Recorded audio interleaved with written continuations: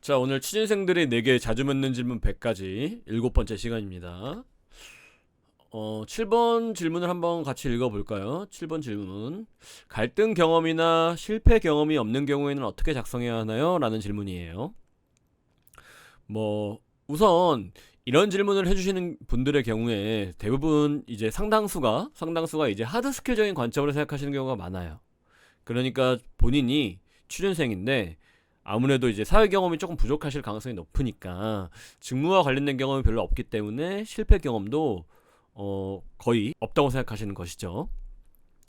이렇게 생각하시는 것이 틀린 것은 아닙니다만 이런 문항의 경우에는 하드 스킬보다는 소프트 스킬로 작성해 주시는 것이 일반적이기 때문에 반드시 직무와 관련된 경험이 아니더라도 소프트 스킬, 그러니까 더 구체적으로는 소프트 스킬 중 팀워크나 의사소통 관점에서 갈등 경험이나 실패 경험을 말씀해 주시는 것이 좋아요.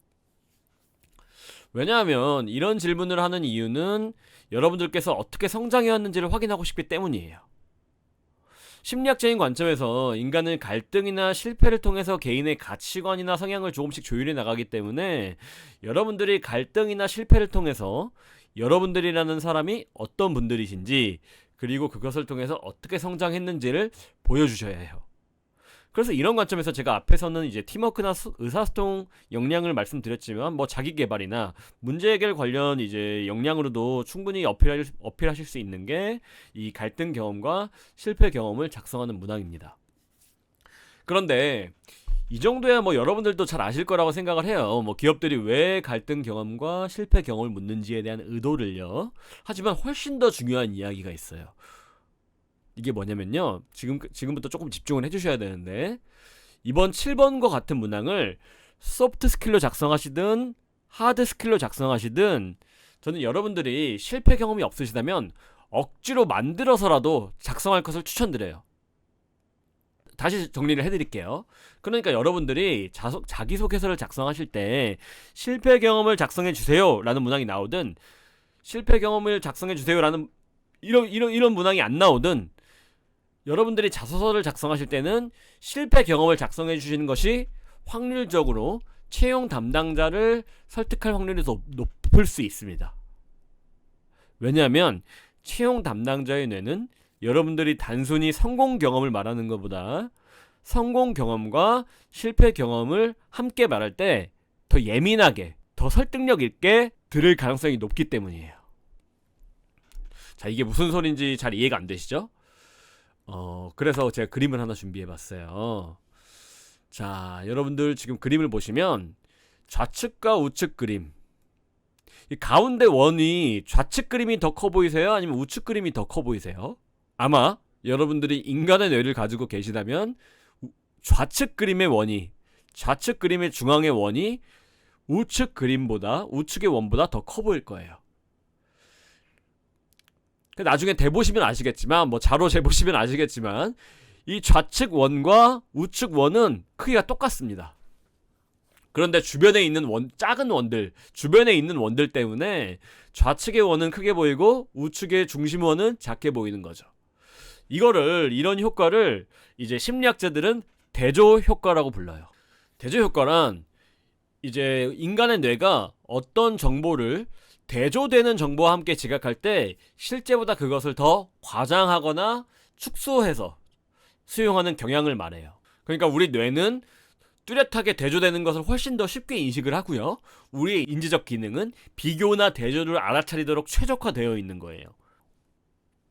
이처럼 우리의 뇌는 대조에 민감합니다. 이런 이유 때문에 여러분들께서요, 채용 담당자를 설득할 때 대조 효과를 활용해서 성공 경험만 보여주는 것보다는 실패 경험과 함께 성공 경험을 보여주시는 것이 더 임팩트 있게 채용 담당자의 뇌리에 꽂힐 확률이 높다는 거예요. 참고로 대조 효과는 이제 실제 비즈니스에서도 사용되는 전략인데요. 예컨대 제가 영업사원으로 활동할 당시 제가 가장 먼저 배웠던 기술 중에 하나가 대조 효과에 입각해서 고객들을 설득하는 전략이거든요. 여러분들, 예를 들어서 지금 여러분들께서 백화점에서 손님에게 정장을 판다고 한번 가정을 해볼게요. 여러분들의 목표는 손님이 이제 사회초년생 손님이 오셨다고 칠게요. 그분에게 30만원짜리 정장을 판매하는 거예요. 여러분들이라면 어떻게 판매하실 것 같으세요? 한번 생각해보세요. 초보 영업사원들은 일반적으로 대부분 30만원짜리 정장이 얼마나 가성비가 좋은지, 얼마나 고급 원단으로 만들어졌는지, 얼마나 핏이 좋게 나오는지, 얼마나 고객님께 잘 어울리는지를 설명할 거예요. 이게 틀린 게 절대 아니죠. 가장 일반적인 방법이에요. 근데 중급 이상의 영업사원들은 대조 효과에 입각한 판매 전략을 사용해요. 그러니까 30만원짜리 정장을 판매하기 위해서 의도적으로 30만원짜리 정장을 먼저 설명하는 것이 아니라 100만원짜리 정장을 먼저 보여준 다음에 30만원짜리랑 비슷한 100만원짜리 정장을 먼저 보여준 다음에 30만원짜리 정장을 소개하는 거예요. 자, 그러면 고객의 뇌는 어떻게 반응을 하냐면요, 100만원짜리 정장을 본 직후이기 때문에 30만원짜리 정장의 가격을 비교적 저렴하다고 인식하게 되는 거예요. 이해되세요? 그러니까 처음부터 30만원짜리만 보여주면은 이 가격이 조금 비싼 것 같은데 라고 생각할 수 있겠지만, 100만원짜리 정장을 먼저 보여준 다음에 30만원짜리 정장을 보여주면 조금 더 같은 가격임에도 불구하고 비교군이 다르기 때문에, 즉 100만원짜리와 30만원짜리 정장을 대조해서 정보를 인식하기 때문에 30만원짜리 정장을 비교적 더 저렴하다고 인식하게 되는 거예요. 백화점이나 우리 일반 마트 가면은 세일 태그가 붙어 있잖아요. 그쵸? 몇십 프로 이제 세일 태그를 붙여놓는 것도 대조 효과에 입각한 전략이라고 보시면 돼요. 예를 들어서 지금 30만원짜리 정장에 50% 할인이다. 사실 원가는 60만원인데 50% 할인 중이에요 라고 이제 세일 태그를 붙여져 있으면은 이것도 대조 효과에 입각해가지고 고객들은 이거 60만원인데 지금 아니면 안 되겠다, 지금 세일할 때 사야지, 되게 저렴하게 판매하네 라고 생각해서 이 정장을 구매할 가능성이 높아지는 겁니다. 이처럼 우리의 뇌는 대조에 민감하게 반응해요. 그래서 여러분들께 제가 말씀드리고 하고자 하는 건 뭐냐면요, 여러분들께서 주구장창 성공 경험 이야기하는 게 굉장히 좋습니다. 좋은 전략이에요. 하지만 항상 내가 성공했다 이렇게 주구장창 이런 이야기만 하는 것보다는 실패 경험을 전달한 이후에 성공 경험을 언급하는 게 훨씬 여러분들의 성공 경험이 더 빛나 보일 가능성이 높다는 거예요.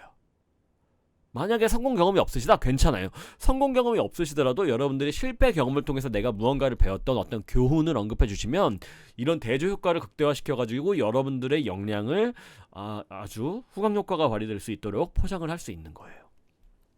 그래서 저는 여러분들께 강력하게 추천드리고 싶은 게 뭐냐면, 반드시 실패 경험을 꼭 고민해 보실 것을 전 추천드려요. 그리고 자기소개서 문항에 실패 경험을 작성하라고 하든 하라고 하지 않든 최소한 한 문항 이상은 여러분들이 실패 경험을 언급해주고 그것을 통해 여러분들이 어떻게 성장했는지를 보여주시는 게 채용 담당자를 설득할 확률을 더 높이는 방법이다, 전략이다 라고 제가 말씀을 드릴 수 있을 것 같아요. 제가 이렇게 말씀을 드려도 여전히 실패 경험이 없다고 생각하시는 분들이 계실 수 있으세요. 그러면 저는 이런 질문을 던지고 싶어요. 혹시 여러분들께서 갈등이나 실패를 너무 크게 생각하고 계신 건 아닌가요? 라는 질문이요. 그러니까 제가 얼마 전에 제가 상담했던 어떤 여성분처럼 갈등이나 실패 경험을 지나치게 크게 생각하고 계실 수 있다. 여러분들 실패 경험은 이런 것도 괜찮아요. 여러분들이 수능에서 원하는 점수를 받지 못했던 경험, 그쵸? 그런 것도 실패 경험이라고 생각할 수 있고, 여러분들이 대학교 팀플을 하다가 어쩔 수 없이 발표를 맡게 된 경험, 혹은 팀원들과 갈등을 빚었던 경험, 편의점 아르바이트를 하다가 교대 시간 때문에 이제 직원들과 갈등을 동료 직원과 갈등을 빚었던 경험도 괜찮고요. 친구와 함께 여행을 가서 말다툼을 했던 경험, 여러분들이 학점이 3.8점이 아니라 3.75점을 맞았던 것 같은 경험, 이런 것들 모두 갈등이나 실패 경험에 작성하셔도 되는 것들이에요. 여러분들께서 너무 갈등이나 실패를 너무 크게 생각하실 필요 없어요. 채용 담당자가 보기에 물론 이런 실패들은 정말 사소하고 되게 작아 보일 수 있어요. 근데 어떤 경험을 했느냐가 중요한 게 아니에요. 여러분들, 그 경험을 통해서 여러분들이 무엇을 배웠고 여러분들이 어떻게 성장하셨는지가 중요한 거예요. 그래서 제가 추천을 드리면요, 소프트 스킬 관점에서 먼저 말씀을 드리면, 이런 내용들, 지금 보이시는 슬라이드에 나오는 경험들 작성하시는 거 괜찮아요. 그리고 만약에 여러분들이 이제 취준생인데 중고 신입이다, 내가 직장 경력이 있다 이러시면, 하드 스킬로 나는 작성하고 싶다 이러시면은 지금 보이시는 이런 관점의 갈등과 실패 경험을 고민해 보시는 게 좋아요. 뭐 예산 관련 결정 문제라든가 팀이나 회사의 어떤 제한된 리소스를 어떻게 분배할 것인지를 고민했던 경험이라거나 고객이나 파트너사에게 어떤 부정적인 영향력을 스스로 나도 모르게 행사했던 경험이라든가 회사 차원에서 지나치게 높게 설정된 목표와 충돌했던 경험이라든가 뭐 업무의 우선순위를 결정해야 했던 뭐 이런 문제라든가 여러분들이 이제 어떤 직무나 산업과 같이 커리어 전환을 해야 했던 문제 뭐 이런 것도 좋아요.